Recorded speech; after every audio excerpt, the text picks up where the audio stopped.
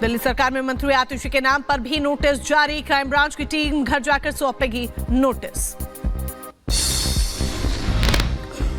अरविंद केजरीवाल के खिलाफ ईडी की याचिका पर राउस एवेन्यू कोर्ट में आज सुनवाई। शराब घोटाला मामले में अब तक 5 समन जारी कर चुकी है प्रवर्तन निदेशालय की टीम। उत्तराखंड में यूसीसी लागू करने की कवायद तेज। 6 फरवरी को कैबिनेट की बैठक में लग सकती है मोहर। उत्तराखंड कैबिनेट में 6 फरवरी को यूसीसी पर चर्चा। 5 फरवरी से 8 फरवरी तक उत्तराखंड कैबिनेट का विशेष सत्र। यूसीसी पर उत्तराखंड के सीएम पुष्कर सिंह धामी का बयान। कहा इसी सत्र में लागू होगा समान नागरिक संहिता कानून। जमीन घोटाला मामले में आज भी हेमंत सोरेन से पूछताछ। पूर्व अफसरों को रिमांड पर ले सकती है जांच एजेंसी। जमीन की अवैध तरीके से खरीद बिक्री मामले में हेमंत सोरेन गिरफ्तार। ईडी की छापेमारी मिलने पर सरकारी दस्तावेज भी बरामद हुए थे। झारखंड सीएम चंपाई सोरेन का बड़ा दावा। कहा बहुमत साबित करने में जेएमएम गठबंधन होगा सफल। मजबूत गठबंधन से बीजेपी निराश। झारखंड में 5 फरवरी को होगा floor test. CM Yogi Adityanath आज कुशीनगर दौरे पर रहेंगे। डीएम और एसपी ने तैयारियों को लेकर जायजा लिया है। हरियाणा के रेवाड़ी में बोले राज्य मंत्री ओम प्रकाश यादव। कहा मोदी लहर में पूर्ण बहुमत से बनेगी सरकार। ज्ञानवापी पर सोमवार को सुप्रीम कोर्ट में सुनवाई। वजूखाने में एसआई सर्वे की मांग वाली याचिका पर होनी है बहस। उत्तर प्रदेश के मऊ में आरटीओ ऑफिस के बाहर अवैध वसूली का वीडियो वायरल हुआ। ड्राइविंग टेस्ट के नाम पर की जा रही थी वसूली। उत्तर प्रदेश के मथुरा में अवैध हथियार फैक्ट्री का भंडाफोड़। पुलिस ने 2 तस्करों को मौके से गिरफ्तार किया। उत्तर प्रदेश के बदायूं में व्यापारी से लूट। बस में सफर के दौरान रुपए से भरा बैग लेकर फरार हुए लुटेरे। हरियाणा के पलवल में शख्स की संदिग्ध मौत। परिजनों ने जताई हत्या की आशंका। मामले की जांच में जुटी पुलिस। उत्तर प्रदेश के कुशीनगर में पुलिस और पशु तस्करों के बीच मुठभेड़। आरोपियों से तमंचा, कारतूस और 30 गोवंश बरामद हुए। उत्तर प्रदेश के एटा में पत्नी की हत्या मामले में पति को उम्र कैद की सजा। कोर्ट ने 25,000 रुपए का लगाया जुर्माना।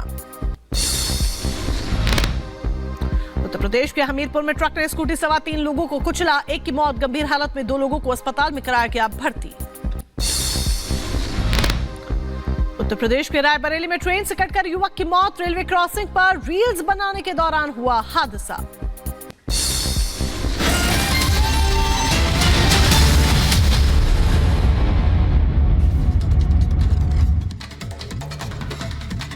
और आगे बढ़ेंगे। बागेश्वर धाम के पीठाधीश्वर पंडित धीरेन्द्र कृष्ण शास्त्री ने सनातन को लेकर एक पुस्तक लिखी है।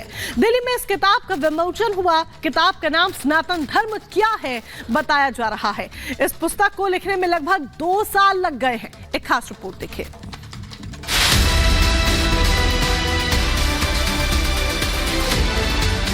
अमृत काल 25 वर्ष का है, जो आने वाले 1000 वर्ष के लिए भारत का आधार बनाएगा, यानी युवा पीढ़ी। राम विजय नहीं विनय है, राम आग नहीं, राम ऊर्जा है, और राम विवाद नहीं समाधान है। ज्ञानवापी और मथुरा बस दो भाईचारा का रहेगा। बागेश्वर धाम के पीठाधीश्वर पंडित धीरेन्द्र कृष्ण शास्त्री ने सनातन को लेकर एक पुस्तक लिखी। शनिवार को दिल्ली में इस किताब का विमोचन हुआ। इस दौरान भाजपा सांसद मनोज तिवारी और सुधांशु त्रिवेदी और स्वामी चिदानंद सरस्वती मौजूद रहे। किताब का नाम सनातन धर्म क्या है बताया जा रहा है कि इस पुस्तक को लिखने में लगभग 2 साल लगे। आचार्य पंडित धीरेन्द्र कृष्ण शास्त्री को सनातन धर्म की वो बात करते हैं। बीते दिनों उनकी किताब का टाइटल सोशल मीडिया पर खूब वायरल हुआ। धार्मिक सिद्धांत, धार्मिक विधान, धार्मिक कृपा, धार्मिक मूल तत्व है, धार्मिक प्राण है। इंसान को इंसान बनने के लिए सनातन धर्म चाहिए। पूरे विश्व में सनातन ही सिर्फ धर्म है। हम ये कहते हैं, हमारा शास्त्र ये कहता, हमारा मत ये कहता, हमारे संत ये कहते, एक भगवान कृष्ण ऐसे हैं जिन्होंने गीता में महाभारत काल के मध्य खड़े होकर के अर्जुन के सामने ताल ठोक करके कहा, पार्थ मैं ही ब्रह्म हूं। इसलिए सनातन सर्वोपरि है, इसमें कोई संदेह नहीं। लेकिन सब सनातन के हैं, इसमें भी कोई संदेह नहीं। तो इसलिए सनातन एक धारणा है, सनातन एक पद्धति है, सनातन एक विज्ञान है। ये बातें बागेश्वर धाम पंडित धीरेन्द्र कृष्ण शास्त्री ने कॉन्स्टिट्यूशन क्लब ऑफ इंडिया में अपनी पुस्तक सनातन धर्म क्या है के विमोचन के दौरान कही। उन्होंने कहा कि अगर किसी का जीव हिंसा धर्म है तो अहिंसा सनातन धर्म है। इस मौके पर पहुंचे बीजेपी सांसद डॉक्टर सुधांशु त्रिवेदी ने कहा कि संत जीवंत तीर्थ माने जाते हैं। धर्म को लेकर बच्चे पूछते हैं, लेकिन कई अभिभावकों को पता ही नहीं होता। धर्म पढ़ना तो दूर पलटा तक नहीं जाता। अगर आज सनातन के खंडन का विचार है तो मंडन पर भी विचार होना चाहिए।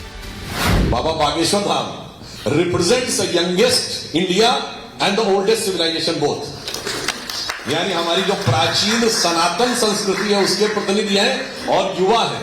प्रधानमंत्री जी ने कहा है कि अमृत काल है, तो अमृत की अनुभूति से पहले विश्व को निकलना पड़ेगा। और अमृत काल 25 वर्ष का है, जो आने वाले 1000 वर्ष के लिए भारत का आधार बनाएगा। यानी युवा पीढ़ी, हमारी युवा पीढ़ी, बल्कि यूं कहूं उससे पहले वाली पीढ़ी जो हमारी पीढ़ी है, उसी में जो लोग माता पिता हैं उन्होंने नहीं पढ़ा है, तो अपने बच्चों को क्या बताएंगे। समस्या क्या हो गया कि एक विशेष प्रकार के विचार के कारण हमने अपने धर्म ग्रंथों को पढ़ना क्या पलटना भी छोड़ दिया, और इस कारण से अनेक प्रकार की चीजें और भ्रम हमारे मन में आकर स्थापित हो गए। वहीं परमार्थ निकेतन के अध्यक्ष स्वामी चिदानंद सरस्वती ने कहा कि केदारनाथ बद्रीनाथ को बागेश्वर धाम ध्यान में लाए हैं। आस्था का सम्मान ही सनातन धर्म है। वर्तमान समय में लोग किताबों और अपने आप को भी पढ़ना भूल गए हैं। सनातन नहीं होगा तो धर्म निरपेक्षता, मानवता नहीं होगी। सनातन बीमारी नहीं इलाज है, राम विवाद नहीं समाधान है। भारत के प्रधानमंत्री ने उस दिन मैं बहुत ध्यान से सुन रहा था, आज तो कुछ ऐसा आएगा, क्योंकि सबको लगता है, पूरा विश्व सुन रहा था, खासकर मेरे मुस्लिम भाई बहन सब सुन रहे थे, सबको लगता था कुछ आज ऐसा एटम बम जैसा आएगा, कुछ तो होगा। जीत गए, दिखा दिया, कर लिया, देखा, हो गए हम आगे। सच मानिए, उन्होंने कहा राम विजय नहीं विनय है। जीतने वालों को भी बता दिया कि जीतकर कोई जुलूस नहीं निकालने हैं, जीतकर कोई बाजार खड़ा नहीं करना है। राम विजय नहीं विनय है, राम आग नहीं, राम ऊर्जा है, और राम विवाद नहीं समाधान है। अगर कोई समझ सके, इन तीनों में ही उन्होंने दे दिया सनातन का संदेश। इस दौरान बीजेपी सांसद मनोज तिवारी भी उपस्थित रहे। मनोज तिवारी ने कहा कि दूसरे के धन को मिट्टी ढेले की तरह देखो। गुरु जी बार बार कहते हैं कि लोगों ने संस्कृत को गलत ढंग से देख लिया।